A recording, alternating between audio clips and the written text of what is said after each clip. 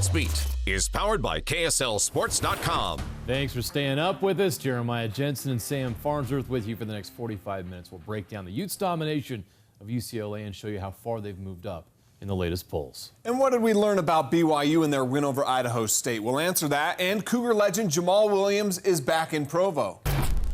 You know, Fred Warner is going to face his former BYU teammate Jamal Williams next week. Now, you probably noticed there weren't any Jamal Williams highlights in this last segment we showed you. That's only because he and the Packers were on their bye week. So how did Jamal spend the time off?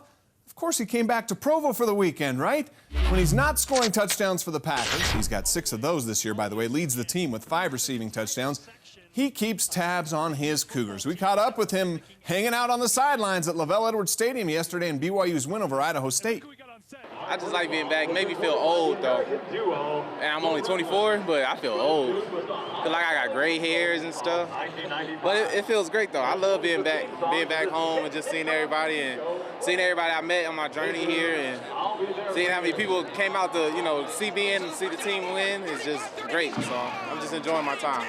Touchdown! The hat trick for Jamal Williams! It's part of my journey anyway to make me the person I am today. So I'm grateful for it. I'm humble for it. And, it's just God's plan for me. So I'm just enjoying every minute of it. And I think I wouldn't be the person I am today if I didn't go through it. So I'm just blessed to see another day, see everything I've been through and the journeys and ups and downs and just enjoying it, So just loving life. Shoot.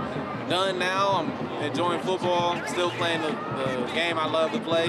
Being a professional, you just got to have that mentality of knowing that you can always get better, you can always do something better, and you can always improve. And that right there will always keep you in the league right there. Yeah, the years since I've been gone, and people still, say hi to me, all this stuff. So I'm just grateful for it. I'm grateful people still remember me around here and enjoy my presence, and I'm just glad to leave an impact on BYU where I did.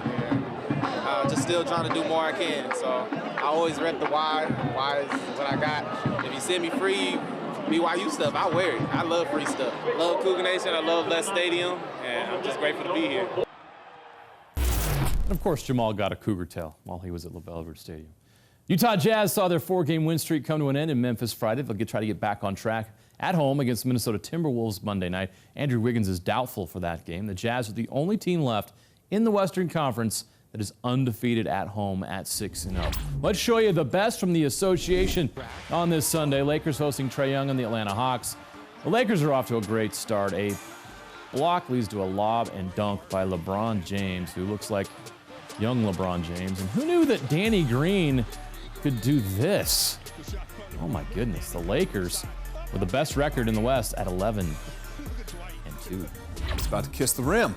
Warriors and Pelicans. Look at Marquise Chris putting Nicola Melli on a poster here. Look out. It's been a rough start for Golden State, though, this season, and it continued. J.J. Redick and Drew Holiday combined for 48 points, and the Pelicans get the win by 8. Warriors have 2 wins this season. Nuggets at Grizzlies. Former Jazzman Paul Millsap had a big game.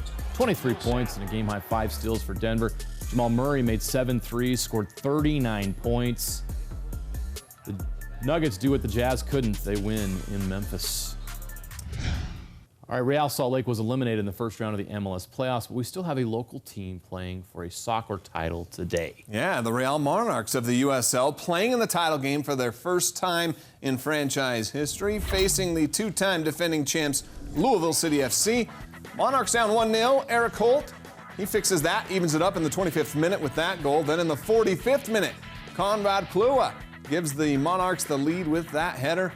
They would add another in the 66th minute, and you can see it. They're celebrating. The Monarchs are your USL champs.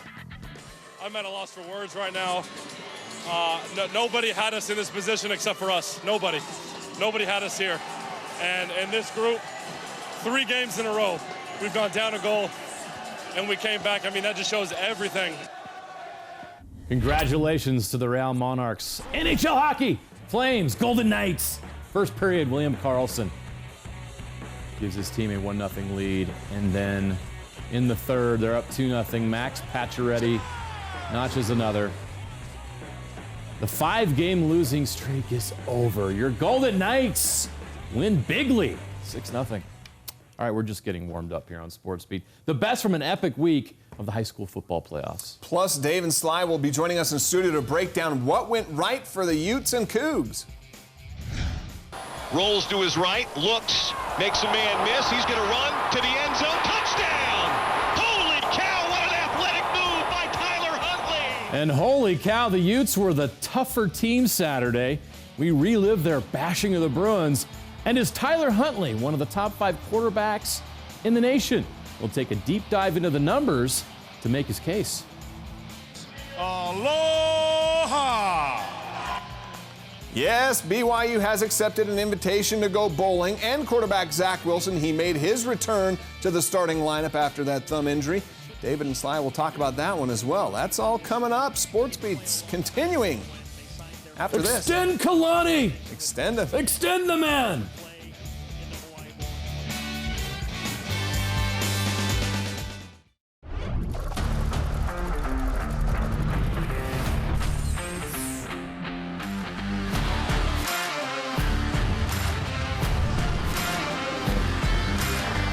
SportsBeat is powered by KSLSports.com. The Utes have won their 6th straight game, and they left no doubt. A 49-3 clinic against UCLA. Was it enough for the Utes to make a move in the polls?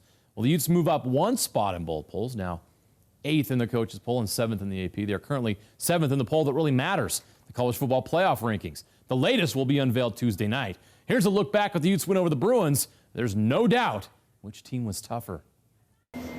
Utah's, like you said, Utah's known for being tough, but I think we're ready to go out and show that we're a tougher team.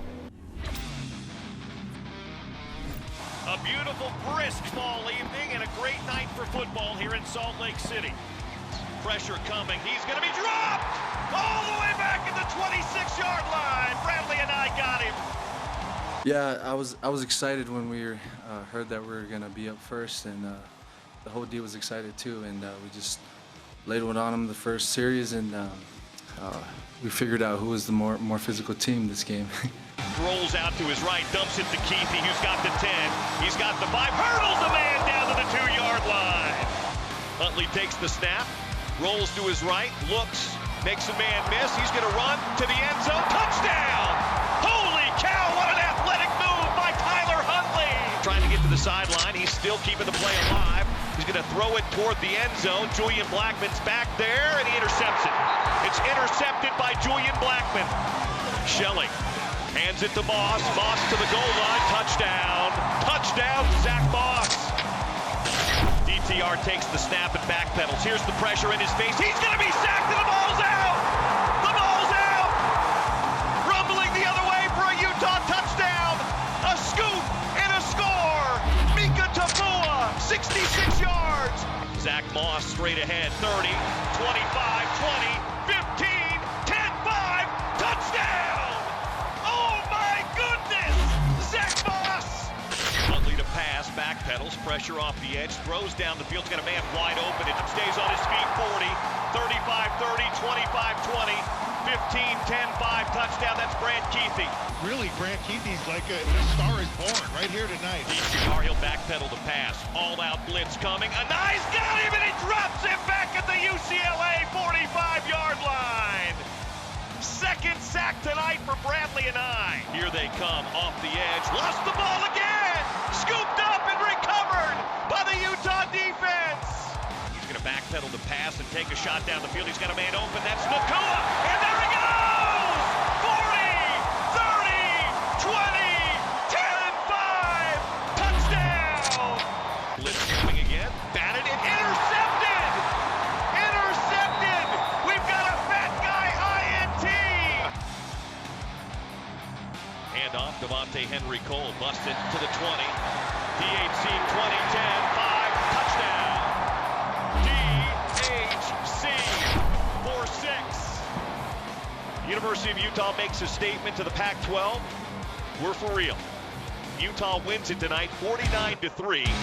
And it's a great night to be a Ute here in Salt Lake City, Scott Mitchell. Yes, it was, and it was another great performance by Tyler Huntley. 14 of 18 for 335 yards and 3 total touchdowns, no interceptions.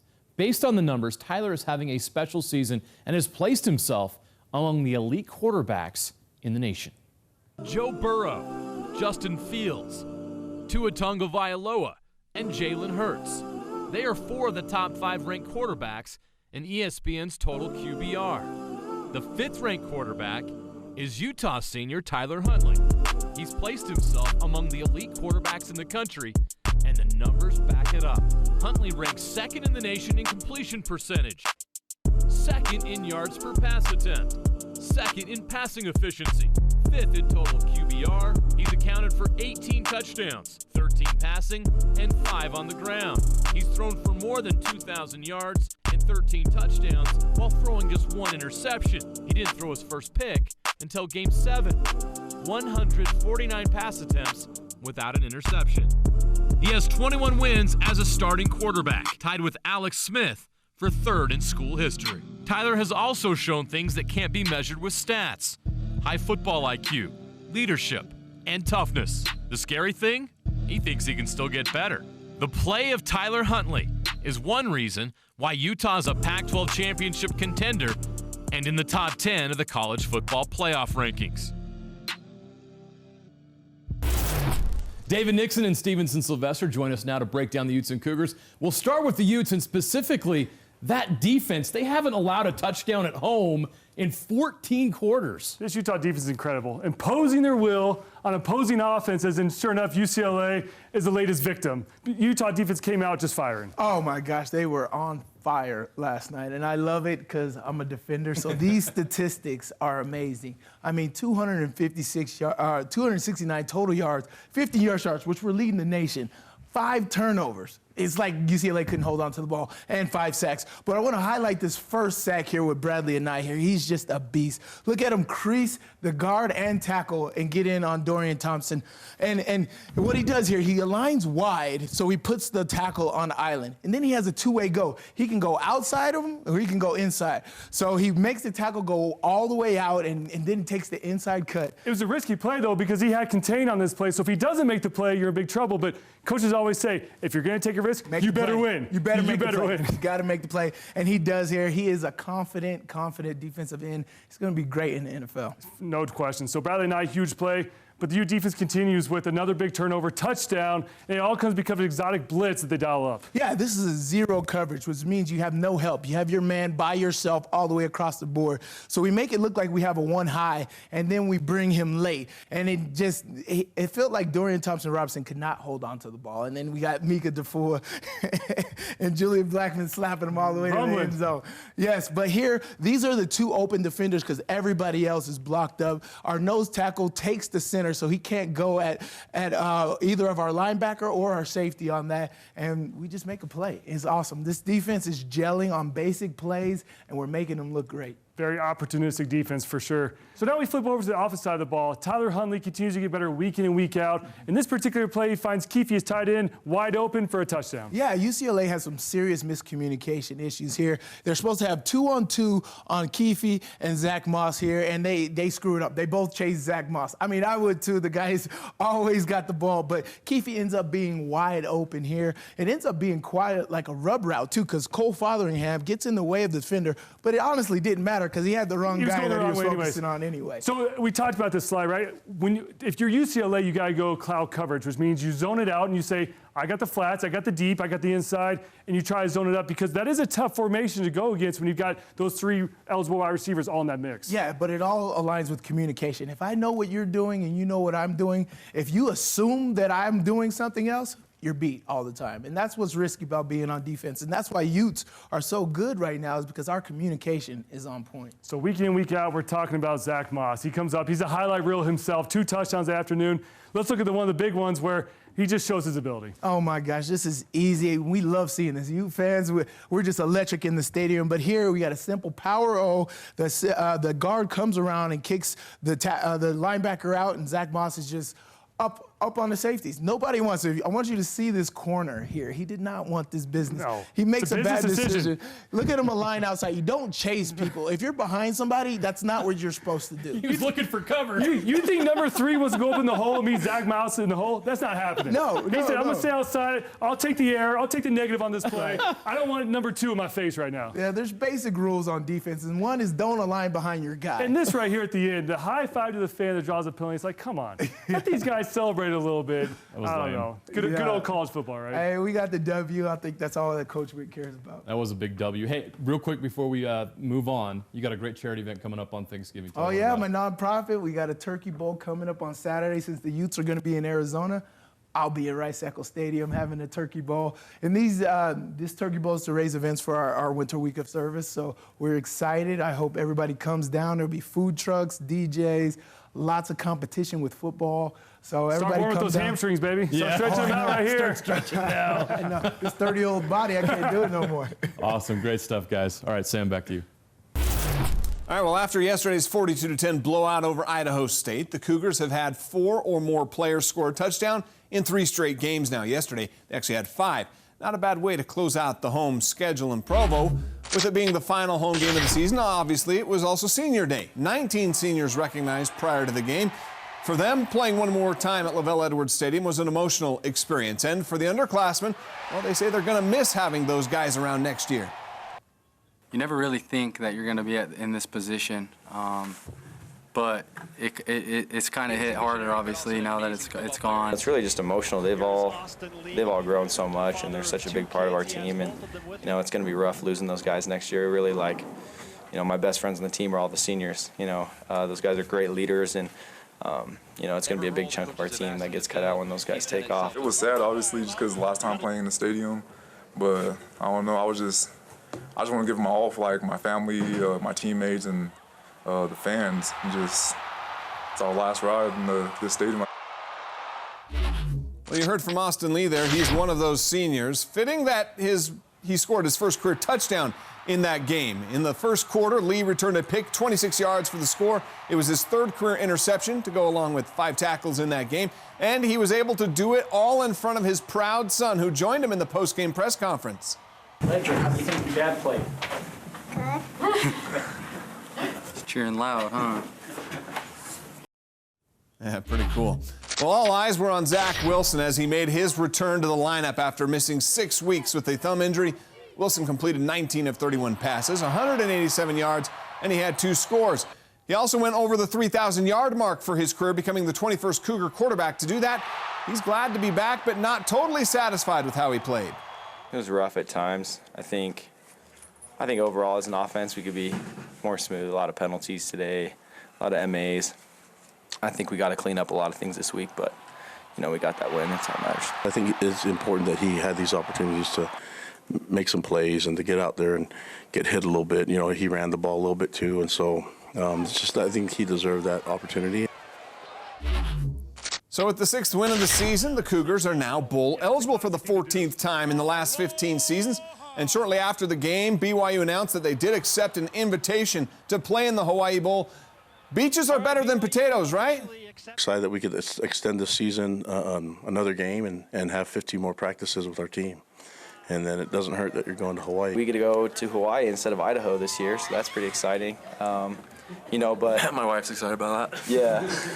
Yeah, but we still got 2 more games that that are big wins for us that we gotta get ready for. But just knowing that we're bowl eligible is nice. All right, let's welcome back David and Sly. Now, you can say what you want about Idaho State. They're an FCS team. They've struggled this season.